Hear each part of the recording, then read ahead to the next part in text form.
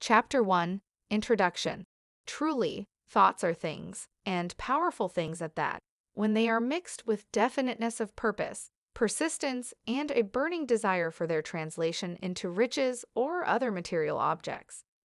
A little more than 30 years ago, Edwin C. Barnes discovered how true it is that men really do think and grow rich. His discovery did not come about at one sitting. It came little by little, beginning with a burning desire to become a business associate of the great Edison.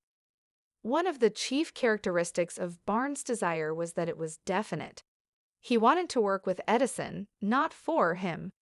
Observe carefully the description of how he went about translating his desire into reality, and you will have a better understanding of the 13 principles which lead to riches.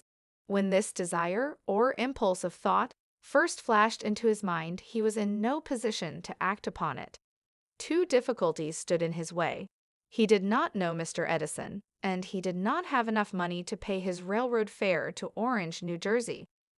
These difficulties were sufficient to have discouraged the majority of men from making any attempt to carry out the desire, but his was no ordinary desire. He was so determined to find a way to carry out his desire that he finally decided to travel by blind baggage rather than be defeated. To the uninitiated, this means that he went to East Orange on a freight train. He presented himself at Mr. Edison's laboratory and announced he had come to go into business with the inventor. In speaking of the first meeting between Barnes and Edison, years later, Mr. Edison said, "He stood there before me, looking like an ordinary tramp, but there was something in the expression of his face which conveyed the impression that he was determined to get what he had come after." I had learned from years of experience with men that when a man really desires a thing so deeply that he is willing to stake his entire future on a single turn of the wheel in order to get it, he is sure to win. I gave him the opportunity he asked for, because I saw he had made up his mind to stand by until he succeeded. Subsequent events proved that no mistake was made. Just what young Barnes said to Mr. Edison on that occasion was far less important than that which he thought. Edison himself said so. It could not have been the young man's appearance which got him his start in the Edison office, for that was definitely against him. It was what he thought that counted. If the significance of this statement could be conveyed to every person who reads it, there would be no need for the remainder of this book. Barnes did not get his partnership with Edison on his first interview. He did get a chance to work in the Edison offices, at a very nominal wage, doing work that was unimportant to Edison, but most important to Barnes, because it gave him an opportunity to display his merchandise where his intended partner could see it. Months went by. Apparently nothing happened to bring the coveted goal which Barnes had set up in his mind as his definite major purpose, but something important was happening in Barnes' mind.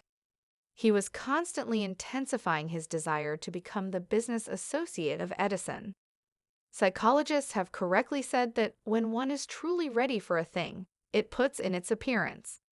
Barnes was ready for a business association with Edison. Moreover, he was determined to remain ready until he got that which he was seeking. He did not say to himself, "All well, what's the use? I guess I'll change my mind and try for a salesman's job."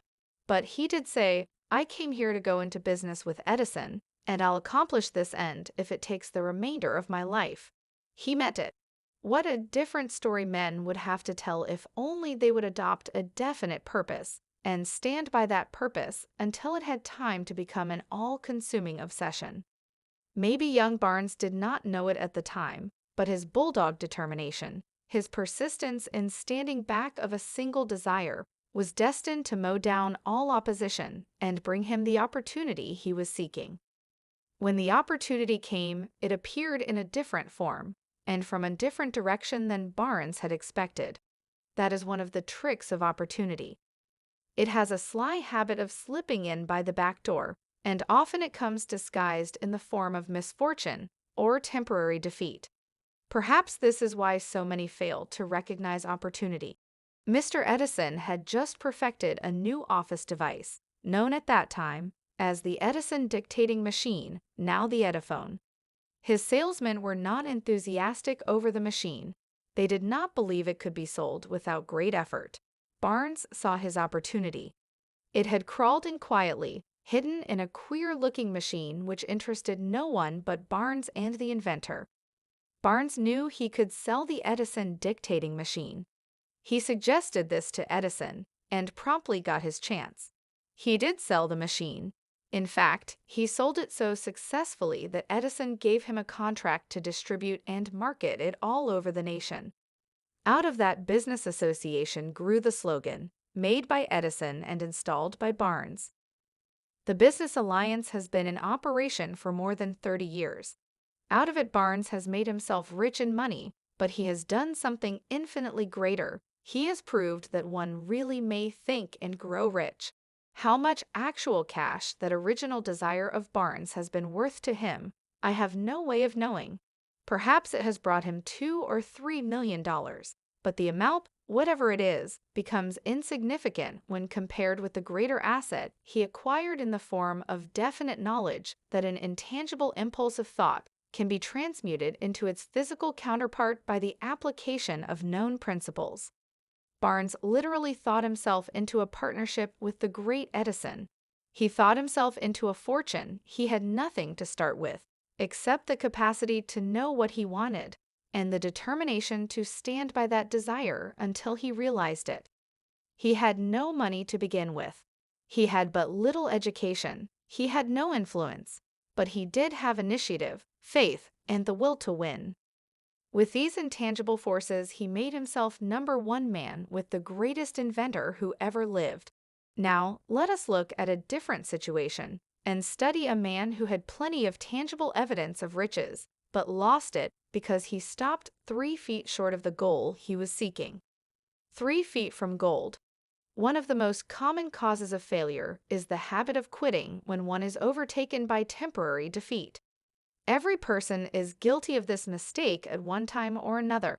An uncle of R.U. Darby was caught by the gold fever in the gold rush days and went west to dig and grow rich. He had never heard that more gold has been mined from the brains of men than has ever been taken from the earth. He staked a claim and went to work with pick and shovel. The going was hard, but his lust for gold was definite. After weeks of labor, he was rewarded by the discovery of the shining ore. He needed machinery to bring the ore to the surface. Quietly, he covered up the mine, retraced his footsteps to his home in Williamsburg, Maryland, told his relatives and a few neighbors of the strike. They got together money for the needed machinery, had it shipped. The uncle and Darby went back to work the mine. The first car of ore was mined and shipped to a smelter. The returns proved they had one of the richest mines in Colorado.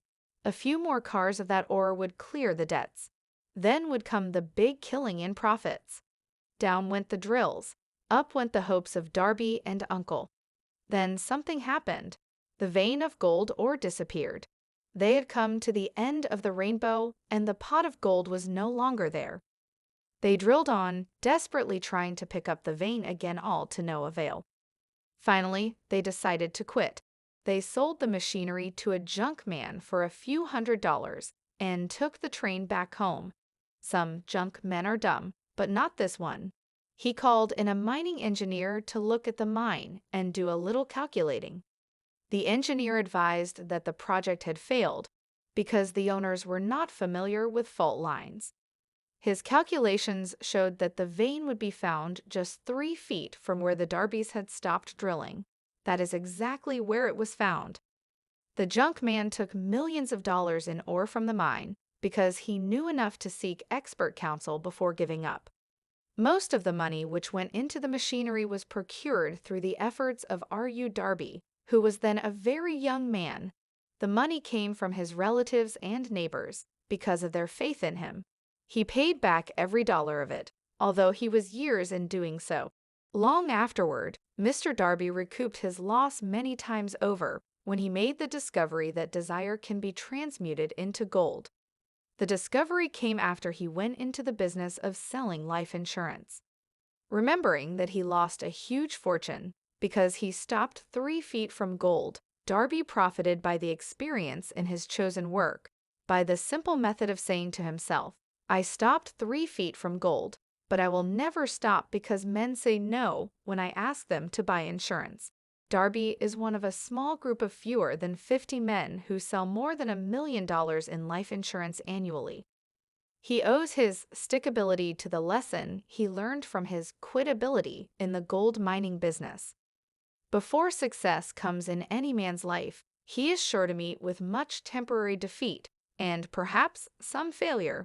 When defeat overtakes a man, the easiest and most logical thing to do is to quit. That is exactly what the majority of men do. More than 500 of the most successful men this country has ever known told the author their greatest success came just one step beyond the point at which defeat had overtaken them. Failure is a trickster with a keen sense of irony and cunning. It takes great delight in tripping one when success is almost within reach, a 50-cent lesson in persistence. Shortly after Mr. Darby received his degree from the University of Hard Knocks and had decided to profit by his experience in the gold mining business, he had the good fortune to be present on an occasion that proved to him that no does not necessarily mean no. One afternoon, he was helping his uncle grind wheat in an old-fashioned mill. The uncle operated a large farm on which a number of colored sharecrop farmers lived. Quietly, the door was opened, and a small colored child, the daughter of a tenant, walked in and took her place near the door. The uncle looked up, saw the child, and barked at her roughly, "What do you want?" Meekly, the child replied, "My mommy say send her 50 cents. "I'll not do it," the uncle retorted. "Now you run on home." "Yes, saw," the child replied, but she did not move. The uncle went ahead with his work, so busily engaged that he did not pay enough attention to the child to observe that she did not leave. When he looked up and saw her still standing there, he yelled at her, "I told you to go on home. Now go, or I'll take a switch to you." The little girl said yes, saw, but she did not budge an inch. The uncle dropped a sack of grain he was about to pour into the mill hopper, picked up a barrel stave, and started toward the child with an expression on his face that indicated trouble. Darby held his breath. He was certain he was about to witness a murder. He knew his uncle had a fierce temper. He knew that colored children were not supposed to defy white people in that part of the country. When the uncle reached the spot where the child was standing, she quickly stepped forward one step, looked up into his eyes, and screamed at the top of her shrill voice, "My mommy's gotta have that 50 cents." The uncle stopped, looked at her for a minute, then slowly laid the barrel stave on the floor, put his hand in his pocket, took out $50, and gave it to her. The child took the money and slowly backed toward the door, never taking her eyes off the man whom she had just conquered. After she had gone, the uncle sat down on a box and looked out the window into space for more than 10 minutes. He was pondering with awe over the whipping he had just taken. Mr. Darby, too, was doing some thinking. That was the first time in all his experience that he had seen a colored child deliberately master an adult white person. How did she do it? What happened to his uncle that caused him to lose his fierceness and become as docile as a lamb? What strange power did this child use that made her master over her superior? These and other similar questions flashed into Darby's mind, but he did not find the answer until years later, when he told me the story. Strangely, the story of this unusual experience was told to the author in the old mill, on the very spot where the uncle took his whipping.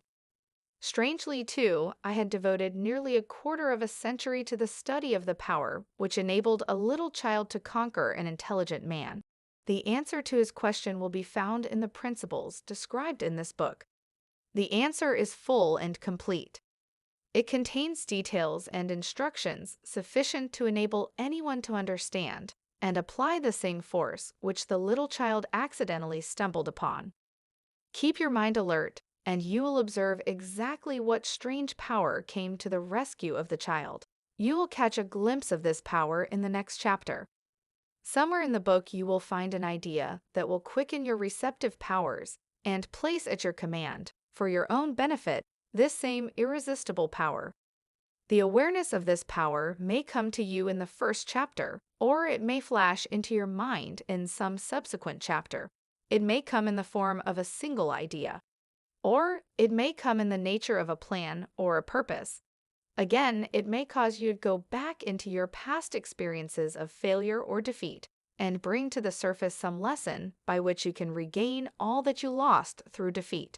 After I had described to Mr. Darby the power unwittingly used by the little child, he quickly retraced his 30 years of experience as a life insurance salesman, and frankly acknowledged that his success in that field was due, in no small degree, to the lesson he had learned from the child.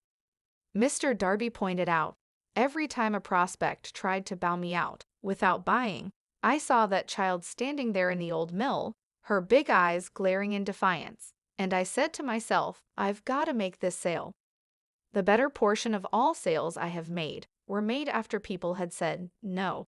He recalled, too, his mistake in having stopped only 3 feet from gold, but he said that experience was a blessing in disguise. It taught me to keep on keeping on, no matter how hard the going may be, a lesson I needed to learn before I could succeed in anything. This story of Mr. Darby and his uncle, the colored child and the gold mine, doubtless will be read by hundreds of men who make their living by selling life insurance, and to all of these, the author wishes to offer the suggestion that Darby owes to these 2 experiences his ability to sell more than $1 million of life insurance every year. Life is strange and often imponderable. Both the successes and the failures have their roots in simple experiences. Mr. Darby's experiences were commonplace and simple enough, yet they held the answer to his destiny in life. Therefore, they were as important to him as life itself. He profited by these 2 dramatic experiences because he analyzed them and found the lesson they taught. But what of the man who has neither the time nor the inclination to study failure in search of knowledge that may lead to success? Where and how is he to learn the art of converting defeat into stepping stones to opportunity? In answer to these questions, this book was written. The answer called for a description of 13 principles, but remember, as you read, the answer you may be seeking to the questions which have caused you to ponder over the strangeness of life may be found in your own mind through some idea, plan, or purpose which may spring into your mind as you read. One sound idea is all that one needs to achieve success.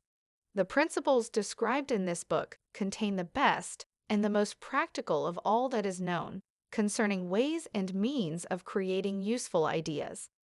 Before we go any further in our approach to the description of these principles, we believe you are entitled to receive this important suggestion. When riches begin to come, they come so quickly, in such great abundance, that one wonders where they have been hiding during all those lean years. This is an astounding statement, and all the more so when we take into consideration the popular belief that riches come only to those who work hard and long. When you begin to think and grow rich, you will observe that riches begin with a state of mind, with definiteness of purpose, with little or no hard work. You and every other person ought to be interested in knowing how to acquire that state of mind which will attract riches. I spent 25 years in research, analyzing more than 25,000 people, because I, too, wanted to know how wealthy men become that way. Without that research, this book could not have been written. Here take notice of a very significant truth, viz. The business depression started in 1929 and continued on to an all-time record of destruction until sometime after President Roosevelt entered office.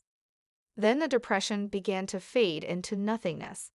Just as an electrician in a theater raises the lights so gradually that darkness is transmuted into light before you realize it, so did the spell of fear in the minds of the people gradually fade away and become faith. Observe very closely. As soon as you master the principles of this philosophy and begin to follow the instructions for applying those principles, your financial status will begin to improve, and everything you touch will begin to transmute itself into an asset for your benefit. Impossible? Not at all. One of the main weaknesses of mankind is the average man's familiarity with the word impossible. He knows all the rules which will not work. He knows all the things which cannot be done. This book was written for those who seek the rules which have made others successful and are willing to stake everything on those rules. A great many years ago, I purchased a fine dictionary. The first thing I did with it was to turn to the word impossible and neatly clip it out of the book. That would not be an unwise thing for you to do. Success comes to those who become success conscious. Failure comes to those who indifferently allow themselves to become failure conscious. The object of this book is to help all who seek it to learn the art of changing their minds from failure consciousness to success consciousness. Another weakness found in altogether too many people is the habit of measuring everything and everyone by their own impressions and beliefs.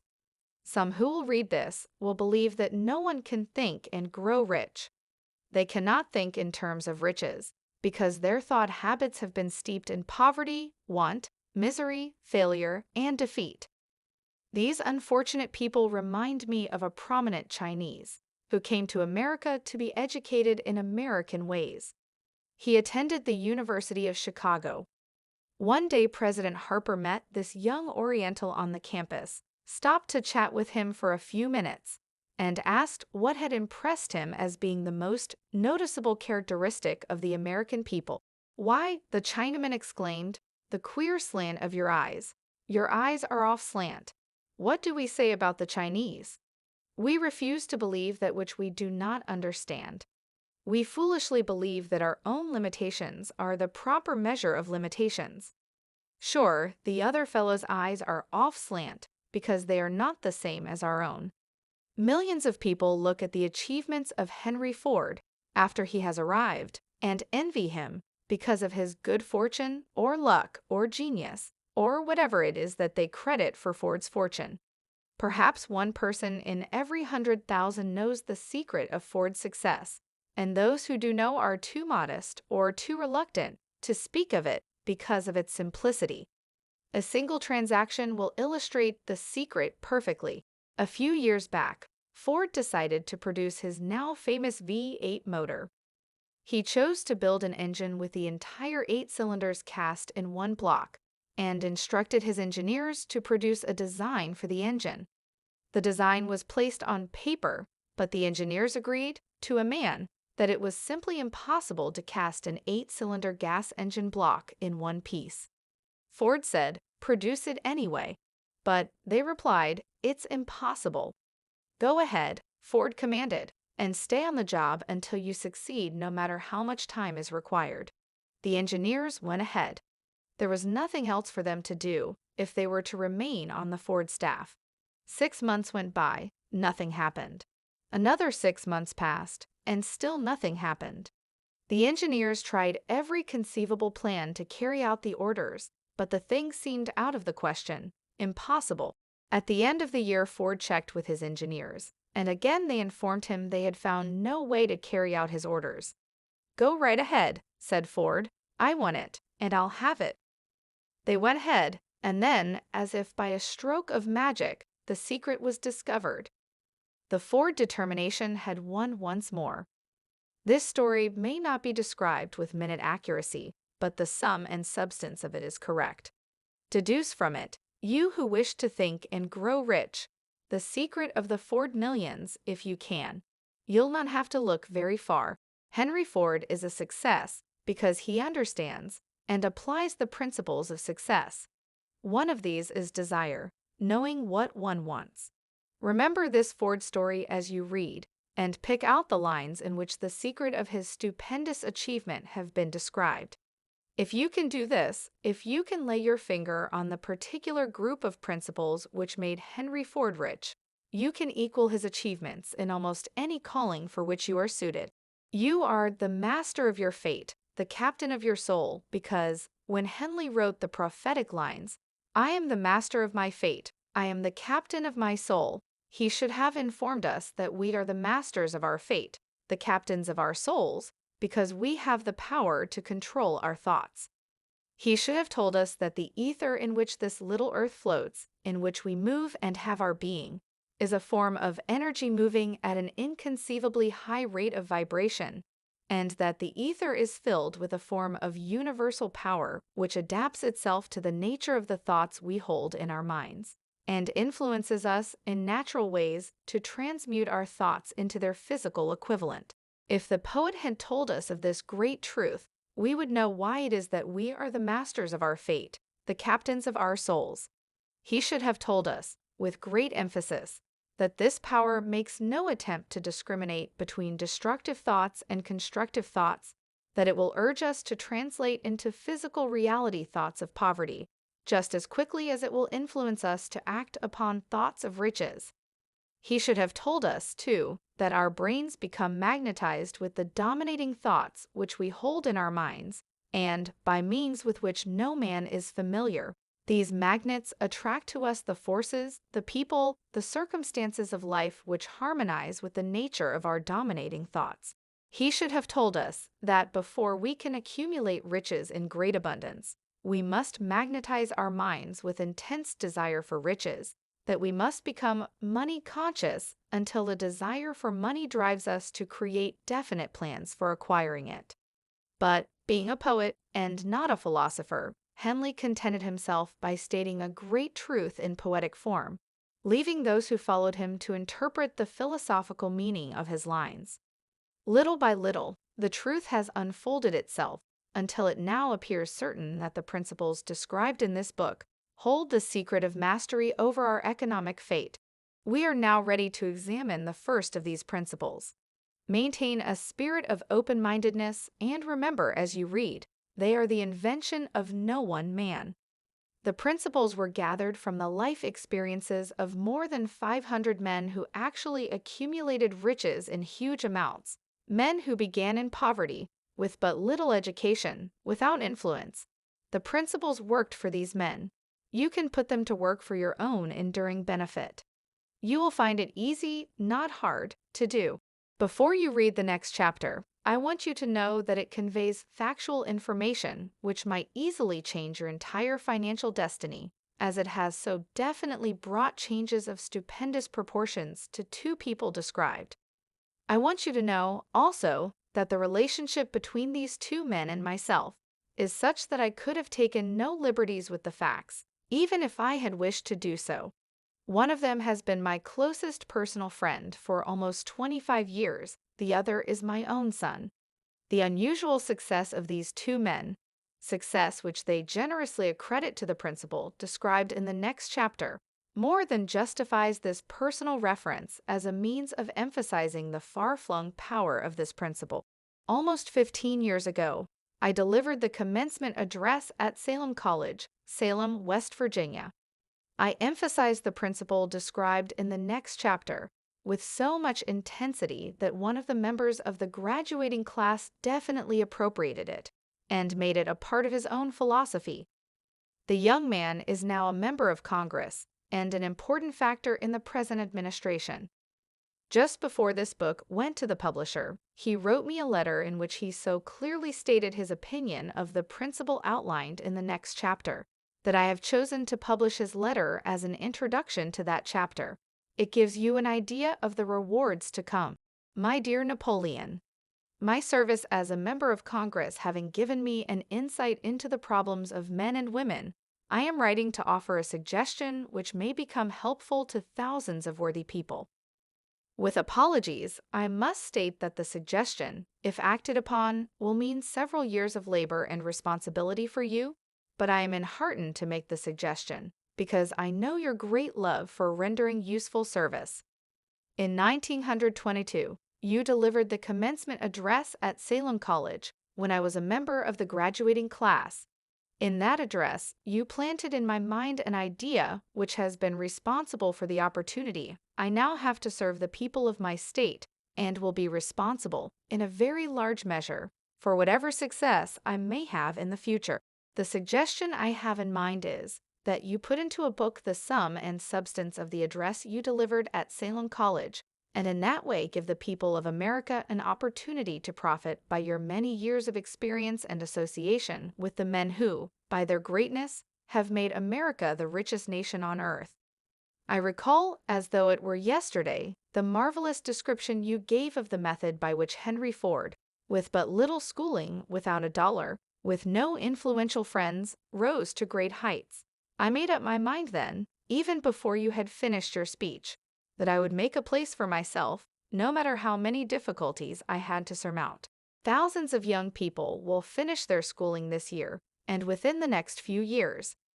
Every one of them will be seeking just such a message of practical encouragement as the one I received from you.